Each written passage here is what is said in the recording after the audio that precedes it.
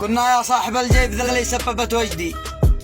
فك الحواجز تراني خاطري مضيوق نويت اسافر لو القى الموت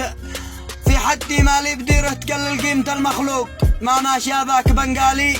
ولا هندي، انا يماني وراسي طول عمري فوق، قبيلي سلاحي مقلم وارد الحمدي كله عديم الجريده، شاوش الصندوق يماني ورثت الكرم والجود من جدي ما هو تصنع